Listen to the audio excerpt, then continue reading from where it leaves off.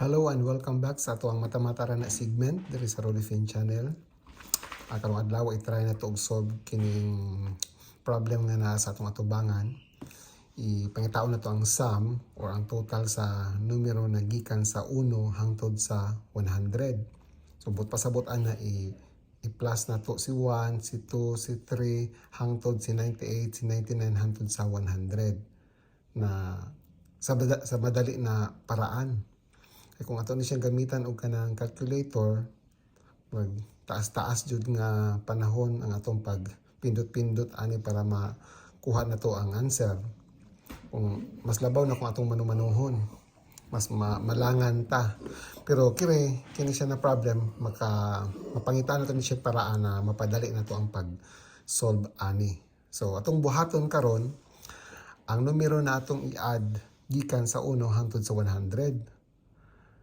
Ato ni siya tungaon sa kaduha. So, tungaon nato gikan sa 1 hangtod sa 50, pagkatapos gikan kay 51 hangtod kay 100. So, may tabuan na karon si 1, i-plus na to kay 2, i-plus na to kay 3, plus hangtod mabuta diri kay kuana kay 48 plus 49 plus 50. Wala na lang po na ako isulat gikan kay 150 kay taas-taas po itong mga space na kailangan. So nga na itong buhaton. Karon, asa na ito isulat si 51 hantod sa 100. Kung atong ibutang diri si 51, musugod na po diri. So mahimo na siyang 51 plus 1. So 51 plus 1 is 52. Diri si kuan na pod. Si 52 plus 2, mahimo siyang 54. So ato sa baran, dili siya parehas og sum sa kada pares na ato ang buhaton diri. Pero kung diri na to idungag si 51 ilalom kay 50, mahimo ni siyang 101. So sa may sunod kay 51, 52. Kung si 52 pod plus 49, 101 lang gihapon na siya ang total niya. Kung atong idungag na pod si 53 diri kay 48, parehas lang gihapon 101 ang ilahang mga total. So, kini siya 101 ang total, kini siya 101 ang total, kini 101. So, kung ipadayon na to ang pag-plus ana, diri mahimo naman siyang kuan naman siya diri. 98 naman siya diri plus 98 ni kini siya si 99 diri hangtod kay 100. So, ang total pud ani is 100 gihapon. 101 day. Kini siya 101, kini siya 101. So parehas siya tanan og total sa kada pares na atong gibuhat gikan sa numero nga 1 hangtod sa 100. So makakita na ta karog dali nga paraan. Paano man nato siya i-solve karon ang total nila?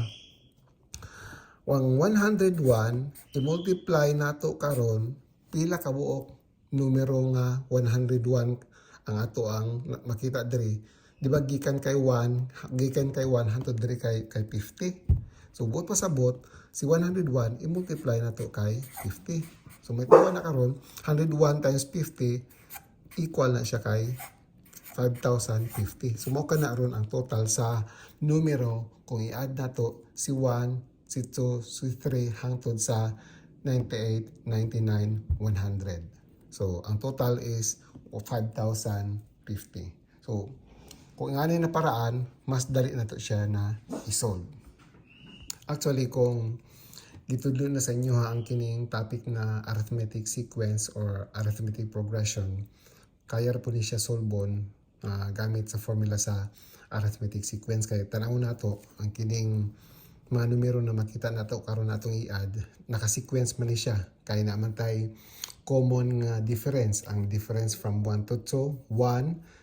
Difference gikan sa 2 hangtod sa 3, 1. Difference gikan sa 98 hangtod 99, 1 lang gihapon. Tapos difference from 99 to 100, 1 lang gihapon. So kini siya makaingon ta na kini siya sequence ni siya, arithmetic sequence.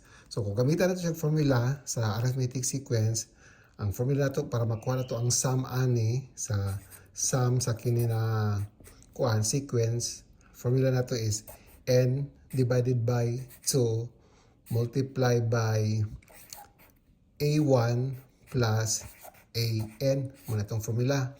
Ang kining A1 mo ni siyang initial term. Kung sa matong initial term, ang pinakauna-una ang 1. Ang kining AN mo ni ato ang last term. Kung sa atong last term, 100. Kining N refers kung pila ka buok terms nga naa sa to ang sequence karon. So kung atong i-solve na karon, ang N is equal to 100 kay 100 ba na kabuok numbers na itong i-add. So mahimo siyang 100 divided by 2 multiply by A1. Ang atong A1 is atong first term is 1.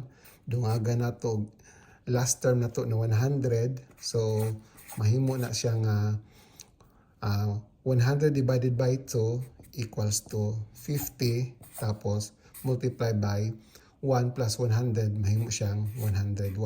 So pareha lang yapon ng ato ang answer kung i-add nato siya gamitan sa ato ang formula sa arithmetic sequence. So mahimo ni siyang 50 times 101 equals to 5,050. So diri lang ta ko to, ug daghang kayong salamat. Ug nakapanginaot ko nga na may nakatunan karong adlaw. O kita-kits sa punta sa susunod na mga math problems. Bye-bye!